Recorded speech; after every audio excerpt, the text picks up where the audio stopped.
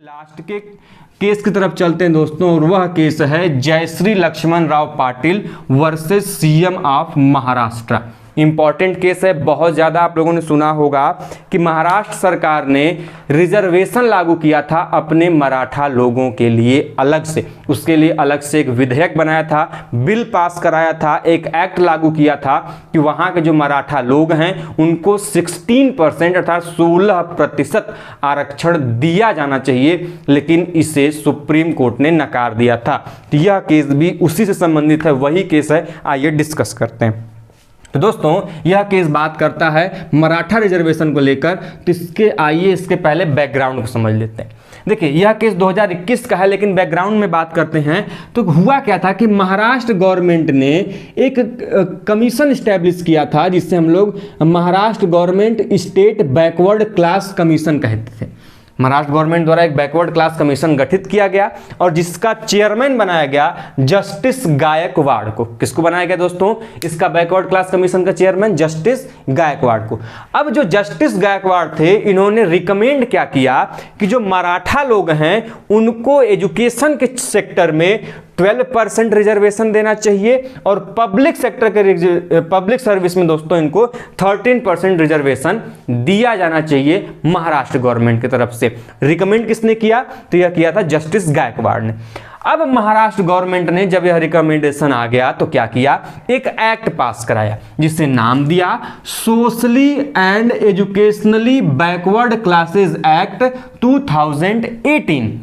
दोस्तों इस एक्ट को हम लोग SEBC एक्ट के नाम से भी जानते हैं, कभी कभी शॉर्ट फॉर्म पूछता है। तो जो ये socially and educationally backward classes act 2018 पास किया गया महाराष्ट्र गवर्नमेंट के द्वारा, तो इसमें साहब और आगे निकल गए।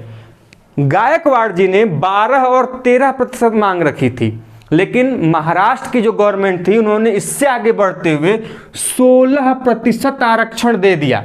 रिजर्वेशन में कितने प्रतिशत आरक्षण दे दिया? 16% बढ़ा दिया।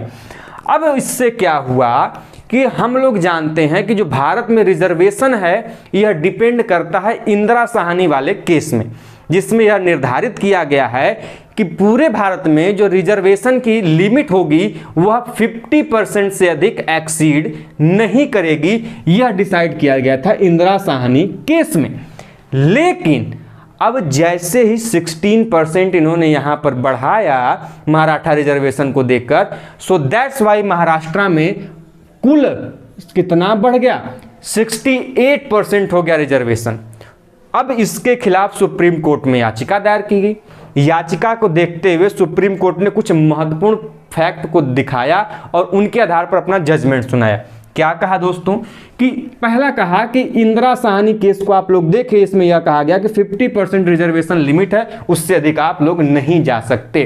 पहली चीज उन्होंने यह कहा, यह हवाला दिया सुप्रीम कोर्ट ने। दूसरा कहा कि यह जो एक्स्ट्रा ऑर्डिनरी रिजर्वेशन आप देते हैं इसके पीछे एक रीजनेबल आपके पास आंसर होना चाहिए कि आप जो मान लीजिए ठीक है SC को दिया गया, ST को आरक्षण दिया गया, OBC को दिया गया, यह आरक्षण एक रीजनेबल है कि ठीक है इनको दिया गया, लेकिन आप जब किसी को एक्स्ट्राऑर्डिनरी रिजर्वेशन दे रहे हो तो उसके पीछे का आपको कारण बताना होना चाहिए। लेकिन इसमें जस्टिस गायकवाड़ ने यह बताने में वह असमर्थ रहे कि आखिर मराठों को क्या ऐसी आवश्यकता है कि उनको एजुकेशन फील्ड में या फिर पब्लिक सर्विस में उनको अलग से आरक्षण दिया जाना चाहिए। यह बताते उन्होंने ऐसा कहीं जिक्र नहीं किया, इसलिए यह फेल रहे जस्टिस गायकवाड़। और तीसरा पॉइंट उन्होंने कहा सुप्रीम कोर्ट ने हवाला देते हुए 102 अमेंडमेंट का, सेकेंड 2 अमेंडमेंट का, मतलब 102वें संविधान संशोधन का हवाला देते हुए सुप्रीम कोर्ट ने कहा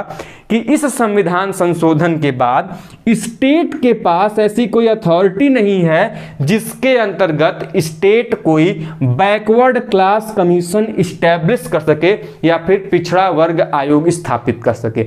यह स्टेट के पास अब अधिकार ही नहीं रहा। तो क्या कर सकता है स्टेट? अब प्रेसिडेंट को यह सुझाव दे सकता है कि हमारे यहाँ इन वर्गों को पिछड़े वर्ग में सम्मिलित किया जाए, और यदि राष्ट्रपति को यह लगता है तो वह सदन के माध्यम से उसको पारित कराकर उनको रिजर्वेशन दे सकता है। लेकिन स्टेट गवर्नमेंट अपने से स्वयं से कोई कार्य नहीं कर सकती। इन चीज़ों को देखते हुए अंततः सुप्रीम कोर्ट ने यह फैसला किया कि यह जो एक्ट है, कौन सा act, social and educationally backward classes act 2018, यह एक्ट और यह जो रिजर्वेशन है कितने का, 16% का, यह दोनों सुप्रीम कोर्ट ने क्या कर दिया, कैंसिल कर दिया, समाप्त कर दिया। अर्थात महाराष्ट्र में अब मराठों को जो रिजर्वेशन दिया गया था और उनके लिए जो एक एक्ट पास किया गया था, यह दोनों समाप्त कर दिया गया by the honourable supreme court. दोस्तों, हमने आज इस वीडियो के माध्यम से महत्वपूर्ण जितने भी लैंडमार्क जजमेंट थे, कुल 5 आज हम लोगों ने डिस्कस किए। उम्मीद करते हैं आपको समझ में आया होगा। फिर भी यदि आपकी कोई क्वेरी, कोई सुझाव है तो हमें जरूर कमेंट बॉक्स के माध्यम से बताइए। आप सभी के सुझाव एवं कमेंट का एकदम सदैव तहे दिल से स्वागत है, जिसमें हम जुड़कर आप सभी की चीज़ों को समझने का प्रयास करेंगे, समझाने का प्रयास करेंगे। मिलते हैं ऐसे अपडेट और इन्फॉर्मेशन के साथ नेक्स्ट वीडियो में। तब तक के लिए जय हिंद, जय भारत, हर हर महादेव।